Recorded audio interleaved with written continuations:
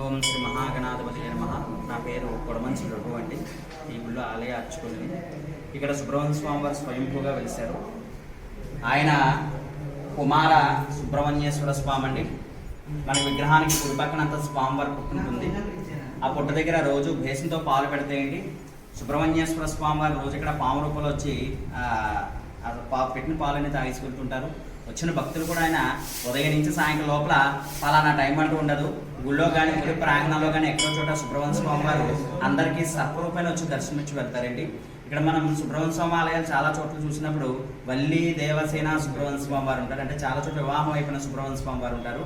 ఇక్కడ స్వామి వివాహం కాలేదు కాబట్టి ఈయన బ్రహ్మచారి మాట అండి. బాల సుబ్రహ్మణ్య స్వామి భారతదేశం మొత్తంలో మనకి రెండు చోట్ల ఆయన బ్రహ్మచారిగా వెళ్తారండి స్వయంభూగా. ఆ రెండు స్వయంభూ క్షేత్రాల పేర్లు వచ్చేసి ఒకటి తమిళనాడు ఫలనీ క్షేత్రం అయితే రెండో క్షేత్రంగా బిక్కువోలు శ్రీ కుమార సుబ్రహ్మణ్యేశ్వర స్వామి వారిగా మనకి ఇక్కడ స్వామి దర్శనమిస్తారన్నమాట అండి.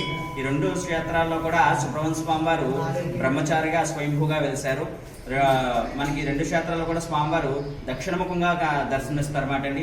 ఈ దక్షిణముఖంగా ఉండడం చేత ఇక్కడ సుబ్రహ్మణ్య స్వామి వారు అంగారకుడు క్షేత్రంగా చెప్పబడుతుంది. అందుచేత ఇక్కడ స్వామివారికి ఏంటంటే మంగళవారం అంటే ఇష్టమైన రోజు. మంగళవారం ఒక రోజే అక్కడ స్వామివారి నిజరూప దర్శనానికి పంచామృతాలతో అభిషేకం చేస్తారండి. మిగతా పర్వదినాల్లో కింద సర్పాన్ని కొట్టి చేస్తారన్నమాట. మంగళవారం కనుక మనం బెక్కవోలు వచ్చి ఇక్కడ సుబ్రహ్మణ్య స్వామి విగ్రహానికి మనం ఏదైనా కోరికంటూ అభిషేకం చేయించుకుంటే అండి, ఆంధ్రప్రదేశ్లో కాళహస్తి తర్వాత రాహు కేతుల పూజ ఎక్కడైనా చేస్తారంటే అది బెక్కవోలు మాత్రమే.